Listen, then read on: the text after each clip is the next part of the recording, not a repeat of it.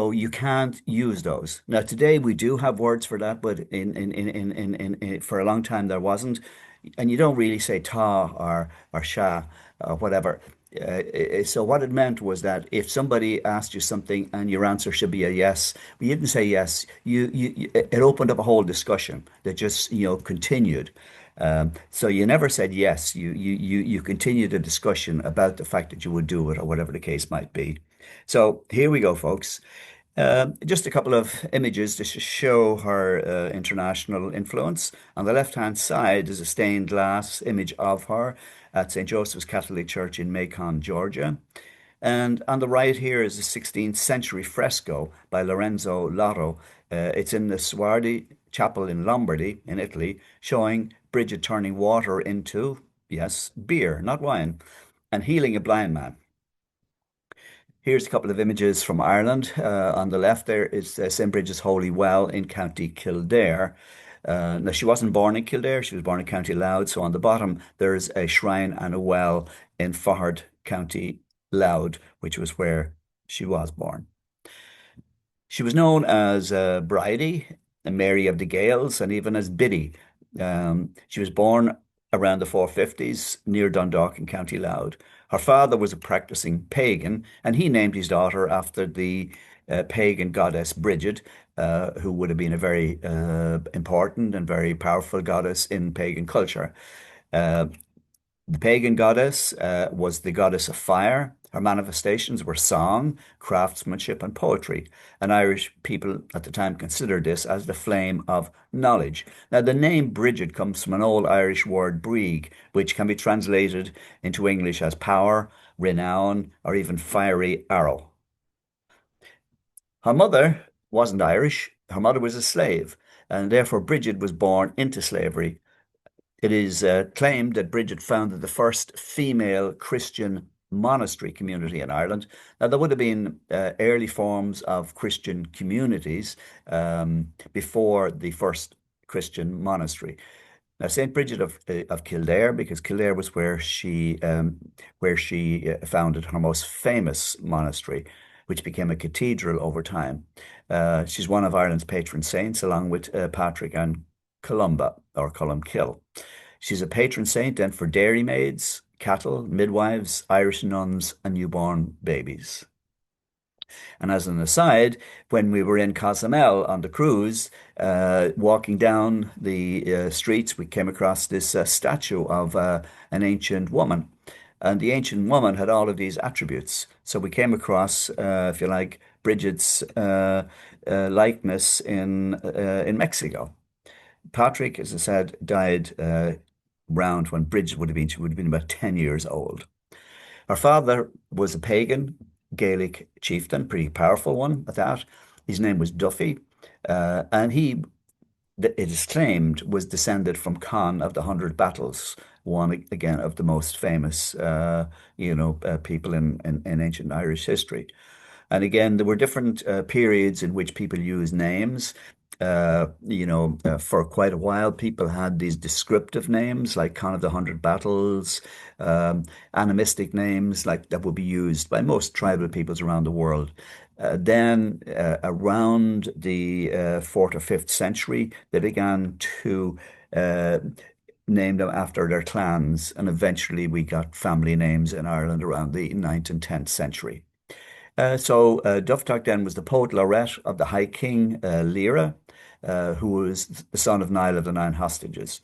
And Niall of the Nine Hostages was one of the most powerful kings in Europe, and he was the one who had sent out people to raid the coasts of Britain and the coasts of Europe to combat the Romans because the Irish were Celts. And one of the main reasons so many Celts ended up in Ireland was because the Romans drove them out of Europe. So they understood the importance of keeping the Romans out of Ireland.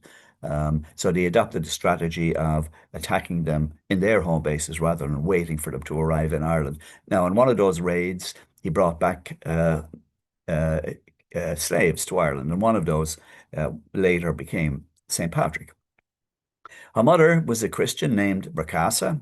She was originally from Lusitania, which would be in modern day, an area in parts of modern day Portugal and Spain. And she, again, was kidnapped by Irish pirates, again, probably when they raided the western coast of Europe to try again to destabilize the Roman communities there. And then she was brought to Ireland to work as a slave. Now, again, as typical with a lot of slaves, they were treated as property. And Duffy had a liking to her apparently, so he got her pregnant. And then when Duffy's wife found out that Picasso was pregnant, she was sold and sent on her way to a druid in Moreau in Limerick. Now it is thought by some that her mother may have been a Christian because that part of Europe would have been Christianized at that point in time. Um, so she may have been a Christian when she was kidnapped, and she may have been the person who introduced Bridget to Christian beliefs. There are other people who also get credited with that. We'll never really know the full truth, but anyway, I kind of tend to believe that it was probably her mother. Now, her father, being a pagan, disapproved of the new Christian religion, but Bridget was determined to live a religious life. And apparently, she demonstrated her religious beliefs initially by giving away milk, butter, and flour to the poor. Now, what's interesting about the narrative, again, how exactly true it is, but I mean, again, her father was wealthy and would have had these items around the place. Her mother was also on a farm and would have access to these items. But it does give us an idea that obviously there were poor people and that charity was something that people practiced, and also that items like milk, butter, and flour were part of the daily diet, if you like, of people. Now, her father wasn't too happy about giving all this stuff away. He disagreed and thought she was being overly generous with his goods. Another story is that she once gave away her mother's entire store of butter when she was down with her. Now, the Christian narrative is that there was a miracle, and as a result of the miracle, everything was replenished. Um, but more than likely, between herself and her mother, they worked overtime to replace the goods so that the daughter didn't get into trouble, and obviously the mother didn't get into trouble. Then, when she was about 10, she was returned to her father's home because that was the legal, on the Brehon law, that was required because her father was her legal master. And then it is said that her charity did not end when she left her mother. Um, she donated to anyone who asked. Eventually, her father became tired of her charitable nature and took her to the King of Leinster with the intention of selling her. Now, maybe he didn't realize at the time, but the King of Leinster had been converted and was a Christian. Also, as he spoke to the king, Bridget took the opportunity to give away his jeweled sword to a beggar so he could barter it for food for his family. And again, in the midst of the father trying to persuade the king to sell her, the king was impressed by what was going on. The Christian narrative tells us that he recognized her heart and convinced her father to grant her freedom by saying her merit before God is greater than ours. Whatever happened, she did get her freedom. As soon as she was freed, she went. Her plan then was to go back and get her mother freed. So she returned then to the Druid and her mother, um, and she was determined, obviously, to get her mother freed. And between them, they managed to improve things to the point that the farm productivity increased to such an extent that the impressed Druid set her mother free. Now we got no idea about what wheeling and dealing went on, but in those days there were various ways in which you could come out of slavery or go into slavery. And again, some of that was left up to people who were, leaders within the country or within the community. But what it appears to have happened anyway is that they made such an impression on him and maybe did some kind of a commercial deal. We don't know. But anyway, her mother was freed. So Bridget then went back to her father's house. At this stage, he had arranged for her to marry a bard. And a bard would have been a good match in the sense that bards were high up on the hierarchy within Ireland. And she refused, and she made a vow to always be chaste, to become what was known in history as a bride of Christ. And this was a movement that was happening across Europe. Um, so the the issue for a lot of women was how do I stop men pestering me, to marry me? Well, there was a couple of things. One was in any marriage, the idea was that you would marry someone who was going to be as hardworking as you were, who would commit, to carrying through a lot of activities. The problem with that, in one sense, was that if you were disabled, then you weren't seen as a good fit. So, what a lot of women were doing at the time was adopting what was known as the practice of disfigurement, so that they would no longer be either attractive to men, or in some cases, would not be a good match because they had lost the ability to do productive work. Now, one of the things that was practiced was blinding. And the way that women used to blind themselves was by using garlic. Now, we know what in Saint Brigid's case, that after she made her final vows, we're told on the Christian narrative that her beauty, in this case, her eyesight, was restored. And quite likely, in this situation, women at this time, as we know, were the people who understood a lot about, medicine and curative powers of various things. So it is quite likely that somebody had an antidote. So a little bit now about her career in the church. Here we have St. Brigid's Cathedral in Kildare town. So over time, her initial monastery became a cathedral, and Kildare and that area sometimes is known as the Cathedral City. As I said a few minutes earlier, it's thought her mother introduced her to Christianity. She would have been aware of St. Patrick. It probably was a big deal in those days when he did die. I'm sure there was a big funeral, but we've nothing nothing that's recorded that indicates how his death was celebrated. Um, she was also likely aware that convents were being established and other communities of Christian women and men, particularly where women went to devote their lives to the spread of Christianity and to be brides of Christ. And we know she's credited with establishing the first convent in Ireland, but uh, she probably built upon other activities that Absolutely. had been occurring in Ireland at the time. Now, here's a little quote from a freeman who wrote a book on St. Patrick, and it gives us another insight into the time. He says, what he did have going for him, this is Patrick, was a passionate conviction that he was right.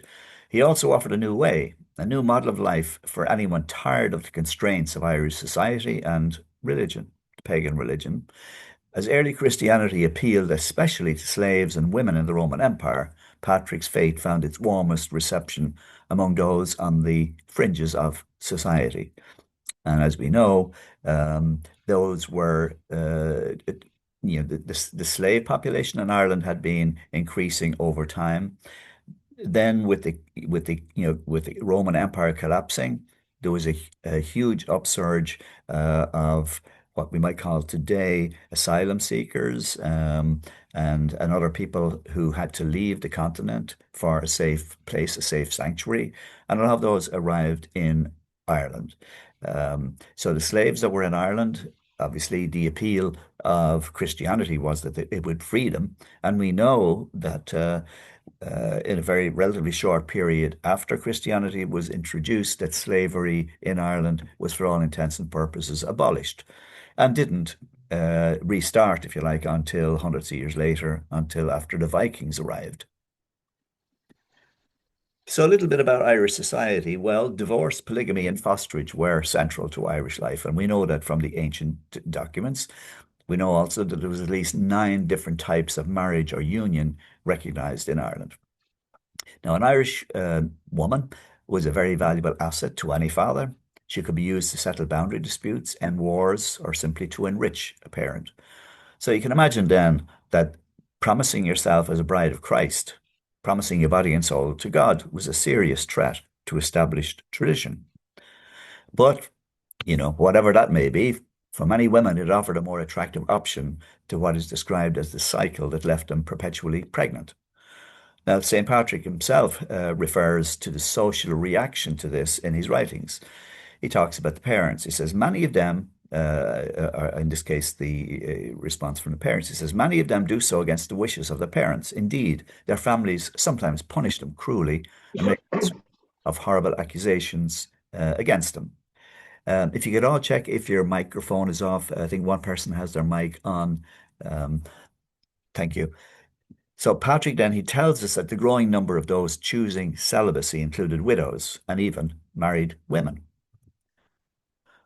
So a little bit about now, we'll get into her entry, if you like, into ordination to becoming a member of the church. So when Patrick came to Ireland, he came as part of a mission from Britain. He brought many people with him, including members of his family, particularly nephews. There's also a number of women that were sisters, although there is a debate that goes on as to whether those were his blood sisters or whether they were spiritual sisters. In many of the writings, they're treated as if they were his sisters. We also know that on that raid where Patrick was captured and brought to Ireland, it is recorded in some accounts that his brother was killed during that raid. Now, St. Mel was a nephew. Mel helped to evangelize Ireland while supporting himself through manual labor. Now, he did that because he was continuing a Christian tradition which essentially was that he felt and other people felt that it should not be a burden on the society in which they are working to convert or after conversion, essentially looking after that community.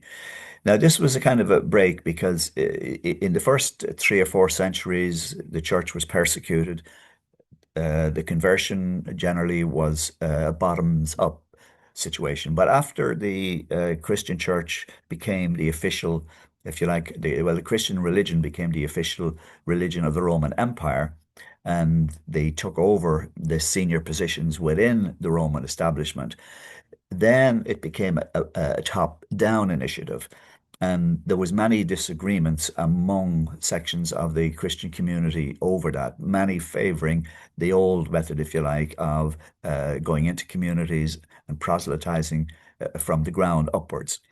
Whereas the practice, and including with Patrick, was to come into an area, convert the leaders, and then once you converted the leaders would basically issue an edict. All my followers, all my clan members, whatever it might be, you now are all Christians.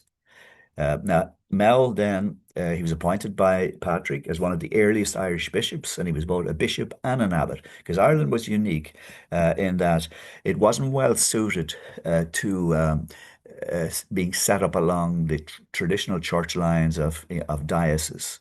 So, in the end, Patrick had to accept that he had to work within the clan system.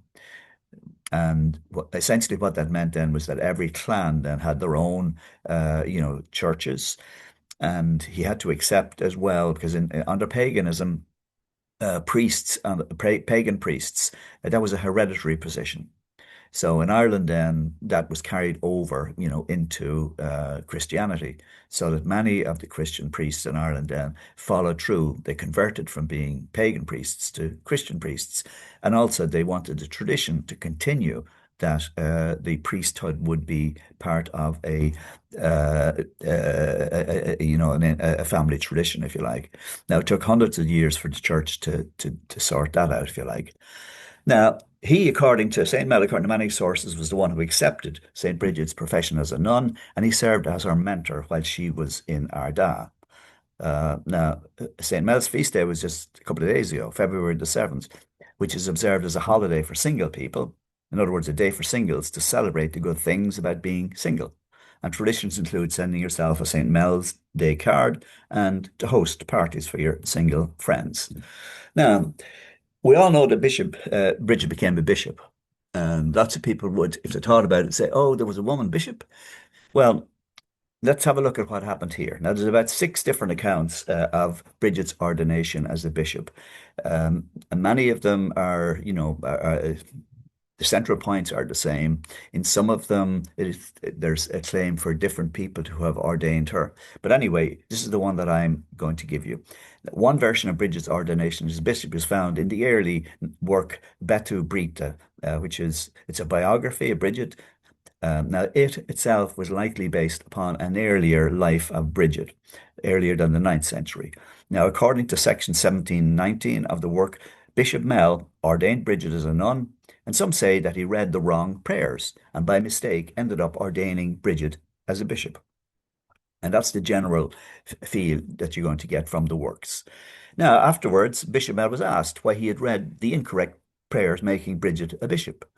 And his reply was very straightforward. Essentially, what he said was, if I did make that mistake, that was God directly, coming through me, and there is no way I'm going to undo something that God made happen.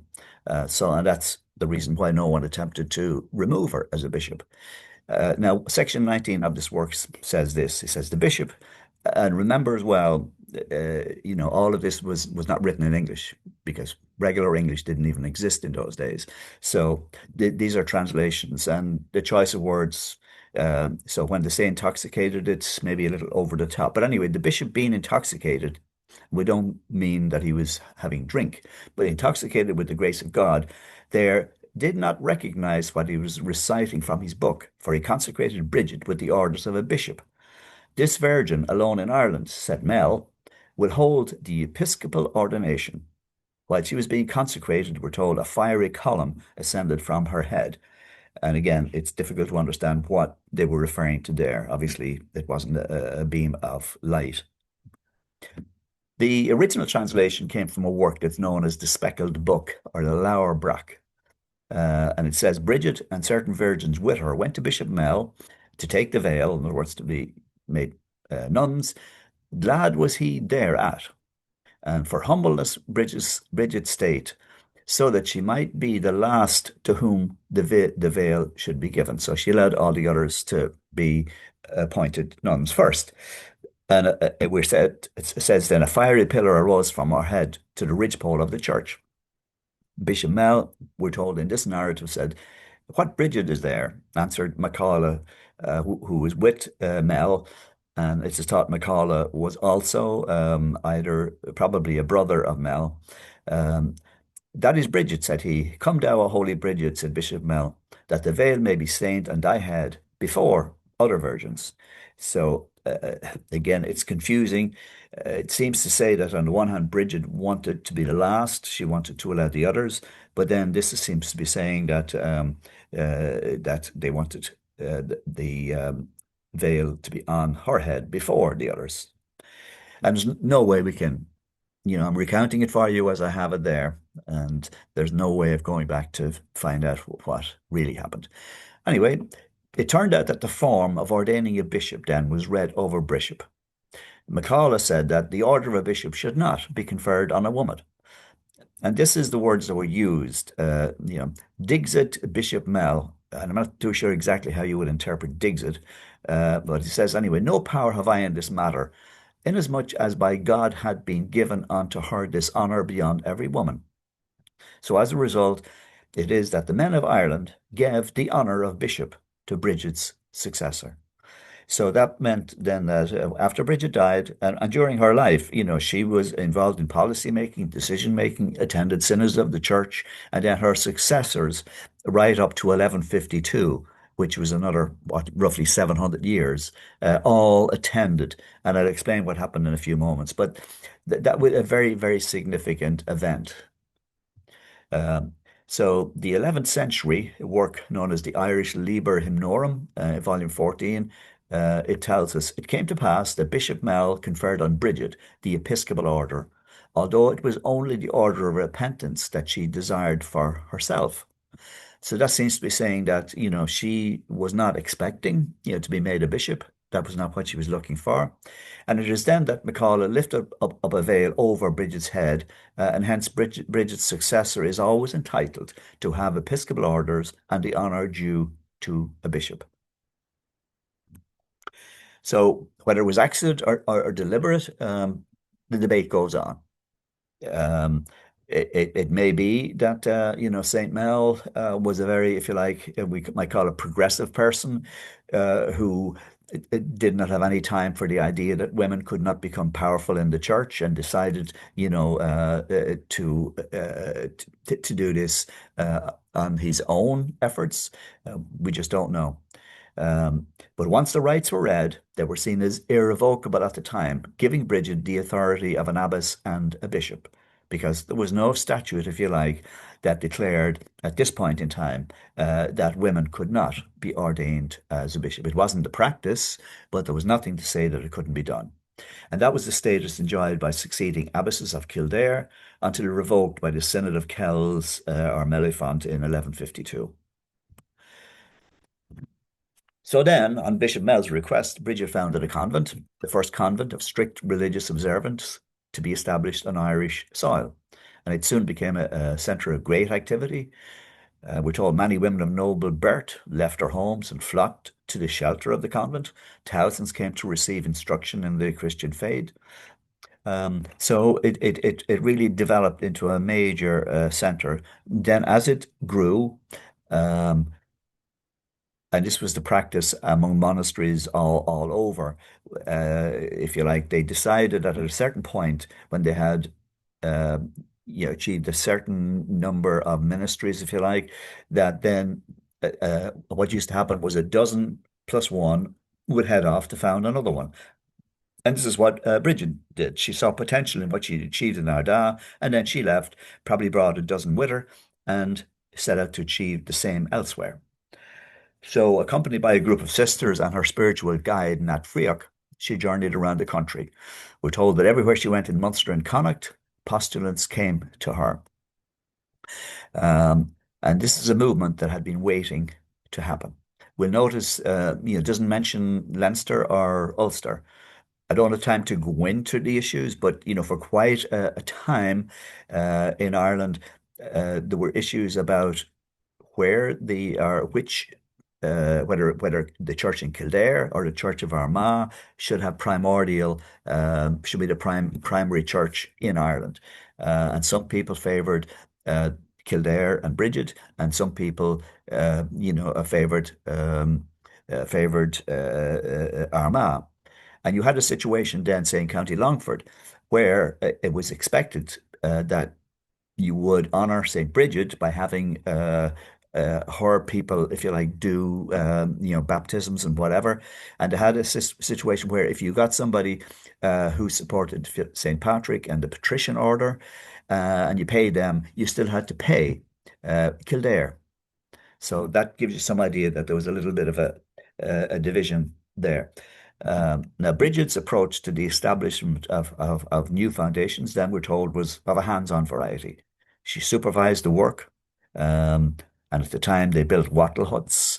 And as soon as she saw that the new convent was staffed, she started off to repeat the work elsewhere. Now, she actively participated in leadership, policy making, not only within her own monastic federation, but also within the councils and synods of the Irish Church, because as a right, uh, she was able to go to any meetings that was called for bishops. Uh, Now, the available texts all use Bridget's ordination to explain how Kildare's abbesses came to hold episcopal rank for centuries. And these accounts show an actual succession of women, and some of the links I have, and I'll be sending you all out a copy excuse me, of the presentation. But we can see, the lists of people. So that shows that it was not only one semi-mythical saint with episcopal status, and the list shows us all the way up to 1152. Now, at the Synod of Kells, Mellifont in 1152, the honorifics were abruptly ended at the insistence of an Italian man representing the Pope. Now, such synods were part of, at this stage, larger church reforms that were going on throughout Europe, demanding greater conformity and insisting that ordination ought to be exclusively male. Now, prior to this reform, women were ordained to various offices, with some recognized as presbytera and episcopa, the female forms of priest and bishop. Now, according to Professor Gary Macy, who's the author of a work called The Hidden History of Women's Ordination, Female Clergy in the Medieval West, he says Brigid was referred to as a bishop, not out of courtesy or metaphorically. She was really ordained. Now, moreover, the text then that proclaimed her episcopal status extended it to all of the abbesses of Kildare, where it ultimately ended with Sive in the year 1152. And I'll explain who Sive is in a moment.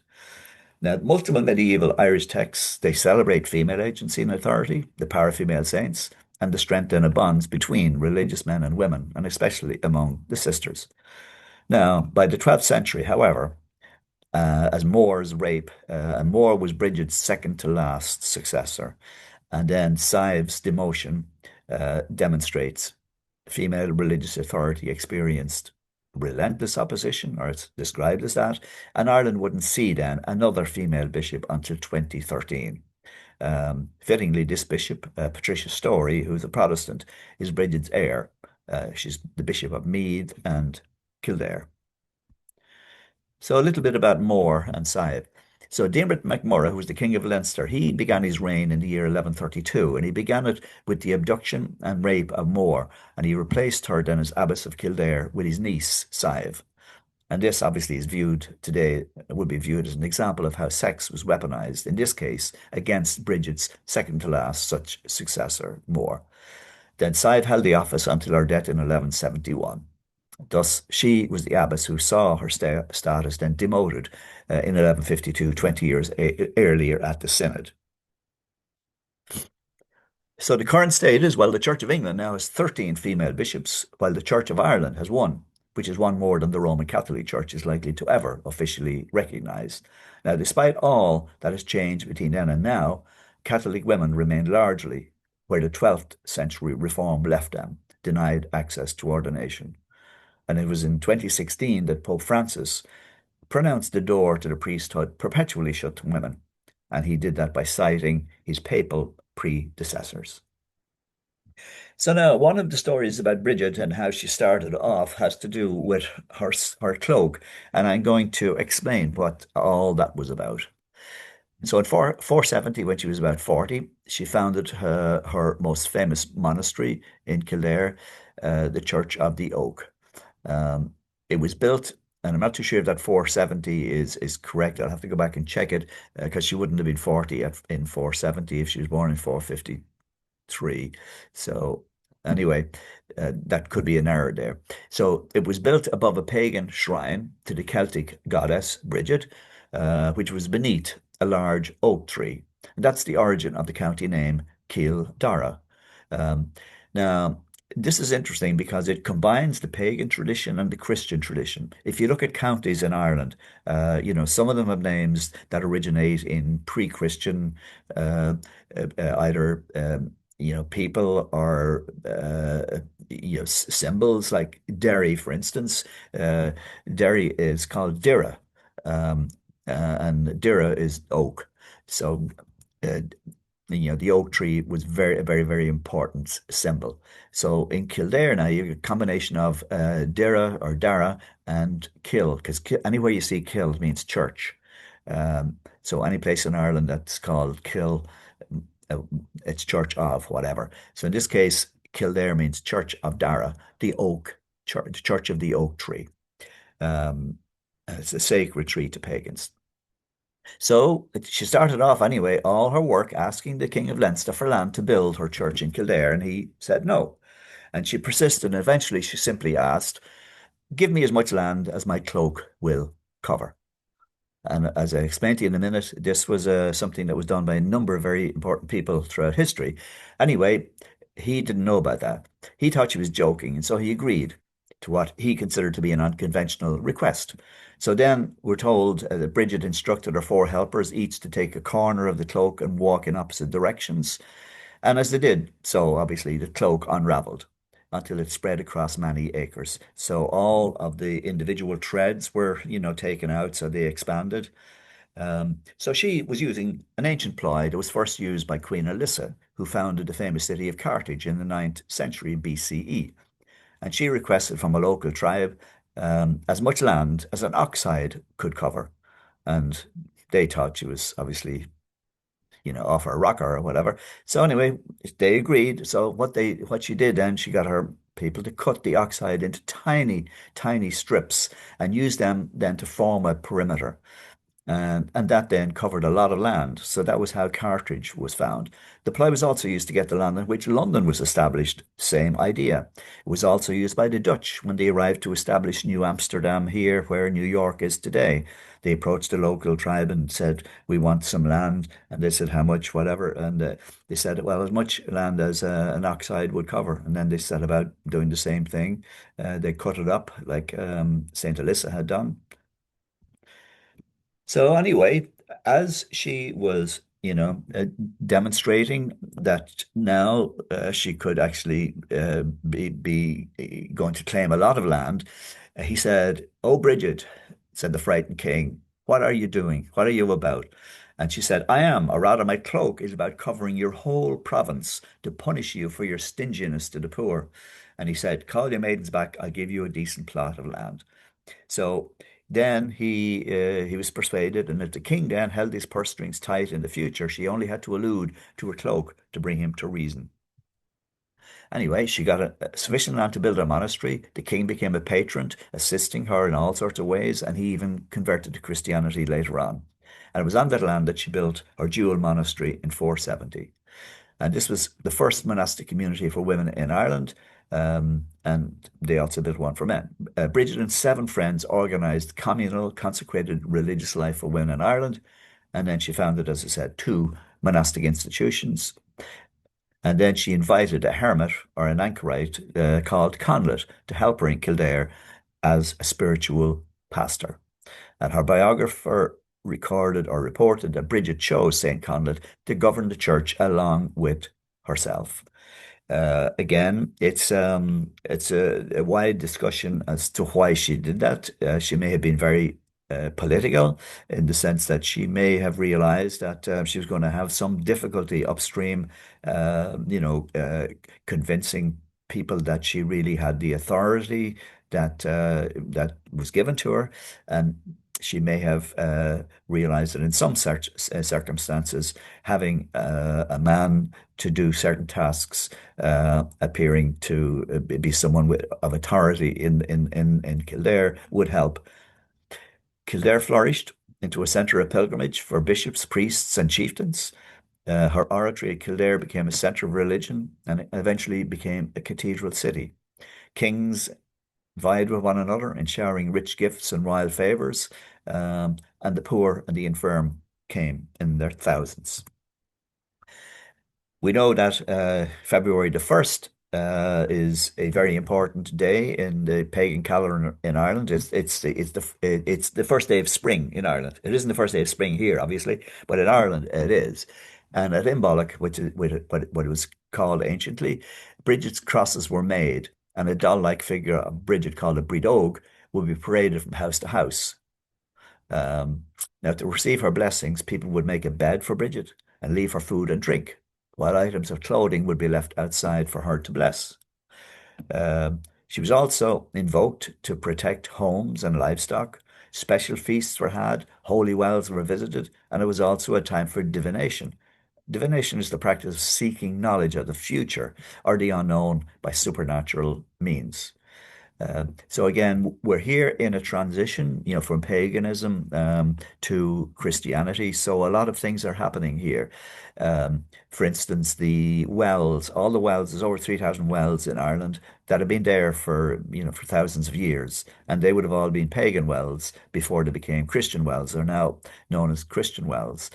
Um, and they would have been called after pagan people before they then became called after Christian people. Also, divination. Again, it's I'm not even sure if that's something that's part of religious of Christian religious practice, or even something that people do anymore. Maybe someone can Tell me on that. So there's an image of the cross.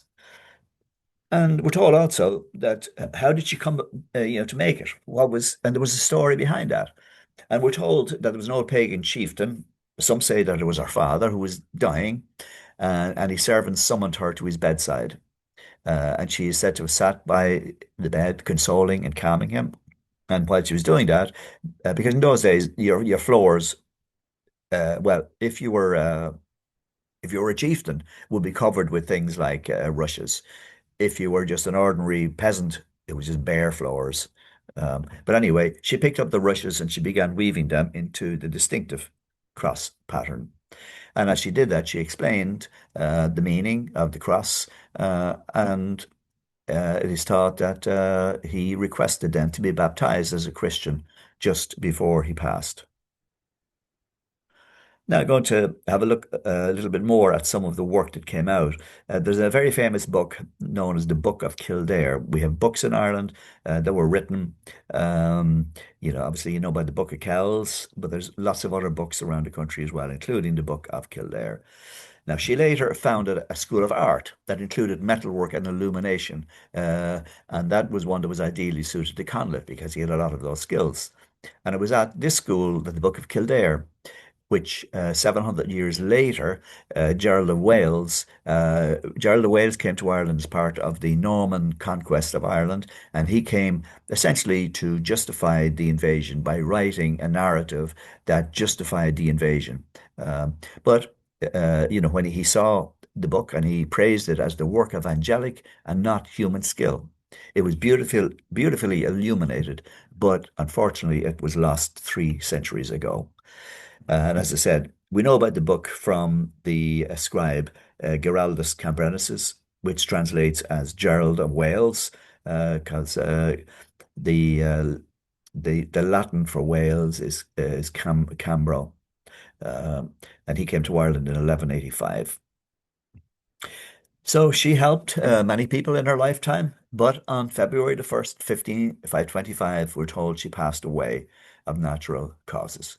Her body was initially kept to the right of the high altar at Kildare Cathedral with a tomb. We're told it was adorned with gems and precious stones and crowns of gold and silver.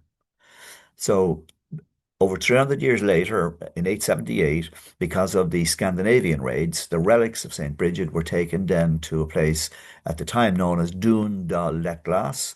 Um, and then it was later, about 300 years later, it was renamed Downpatrick. And they were interned there in the tomb, we're told, St. Patrick and St. Columba. So the three of them, the three patron saints of Ireland, were supposedly buried side by side. Now, to save the relics, which all the relics are is your bones, and to save the relics during various upheavals, the most common thing to do was to break them up and give them to different people because you didn't want to risk a situation where all of the bones would be found and removed and destroyed, and therefore there would be no relics left. So they were divided amongst churches, monasteries, private families, and individuals. Now, most of those must have been destroyed in the desecrations under Henry VIII and Elizabeth I after the Reformation, but a few escaped destruction. In 1283, some Irish knights on a crusade to the Holy Land took with them the head of Saint Brigid. And in Portugal, they died fighting against the Moors. And the holy relic then, the head, was brought to Queen Dines, who confided it to the custody of the Sisters of St. Bernard. And then in 1706, the relic was translated to the Church of St. John the Baptist at Lumiere in near Boston. And in 1780, it was enclosed in a special shrine, and Lumiere on the Providence remains its resting place today. So today, St. Brigid's skull can be found in the church of St. John the Baptist. The tomb in which it is kept bears the inscription. Here in these 3 tombs lie the 3 Irish knights who brought the head of St. Brigid, Virgin, a native of Ireland, whose relic is preserved in this chapel, in memory of which the officials of the altar of the same saint caused this to be done in January of 1283. And that's what it looks like. That's the reliquary which houses the remaining parts of St. Brigid. Now, people in Ireland very were very surprised to find out about this eventually. And in 1905, Sister Mary Agnes of the Dundalk Convent of Mercy, she took a purported fragment of the skull um, from Portugal, obviously with permission. She brought it to Saint Brigid's Church in Kilcurry, County Louth.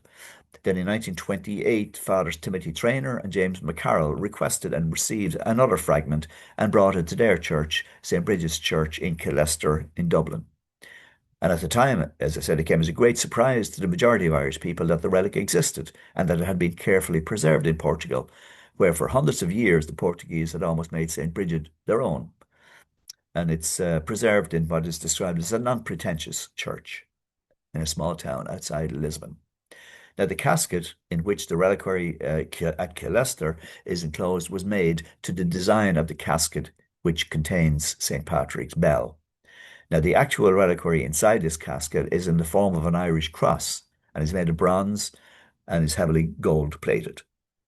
Now, the center of the cross contains a metal cylinder with a glass front, and the actual relic is bound with gold into this receptacle, and it was sealed into place by the Archbishop of Dublin.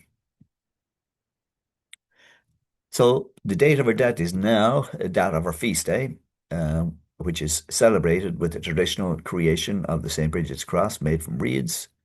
And as we know, the cross is believed to protect homes from want and evil. Now, there's a holy well, and it's situated at the location where a double monastery, one for men and one for women, once stood in Kildare. And she's the patron saint of babies, blacksmiths, cattle, children of unmarried parents, midwives, nuns, poets, poultry raisers, printing presses, sailors, scholars, and travelers. So that's So I'm just going to explain a little bit about the sources for Saint Brigid. So among the most ancient accounts of Saint Brigid are the two old Irish hymns. The first by Saint Ultan, um, which translates as Brigid, ever excellent woman, also known as Ultan's hymn. And the second is Bracan's hymn, composed by Saint Brochan, who died at 650. Um, and that was composed at the request of Ultan, who was his tutor. Now, two early lives of Saint Brigid in Hiberno Latin prose, the Vitae Sanctae Brigata, 1 and 2, the life of Saint Brigid, were written in the 7th and 8th centuries. The first one possibly by Saint Alairan, who died in 665, and the second by Cogitosus, who was a monk of Kildare, who wrote the life of Brigid at the request of the sisterhood in the 7th century. And then an old Irish prose life, the Batu Beta, was composed in the 9th century, and several later Latin and Irish lives of the saint were composed. The Vita 3, the Life 3, in hexameter verse is sometimes attributed to Saint Quailon of Inniscaltra of the 7th and 8th centuries, but it appears more likely to have been written by Saint Donatus, who was an Irish monk who became a bishop in 824. And then there's a 34 hexameter Latin poem about St. Brigid, and that had previously been composed by the Irish Roman cleric Coleman around 800. Now, just and kind of winding up here now. So the name, well, the decline in the popularity of the long beloved name of Bridget is due to the corruption of the name into the undignified Biddy in the anglicized 19th century. So in times when what we call the stage Irish tradition was in vogue, Irish Paddy and Irish Biddy were figures of fun, symbols used in anti-Irish caricatures by what is described as the ill-bred, and it needed the Gaelic revival of the 19th and the 20th centuries to restore the associations of the name, which once stood in such high honour. Basically, mothers did not want their daughter to be called a Biddy. So I'm a historian. I teach Irish histories online. I also talk in libraries and in other events, like I talked on the cruise. But my next courses are coming up in a couple of weeks. And I have a website. Essentially, it's irishhistory.online. And it's all one word because there's another site out there which is Irish History with two words online. But mine is just one. So I'm going to talk about the history of County Limerick in February and a couple of weeks in March. And then I'm going to talk about the period from 1981 to 1998 in the six counties or Northern Ireland. So I'll get back to you now, and as I said, I'll send you a copy of this, and I'll take any comments, questions.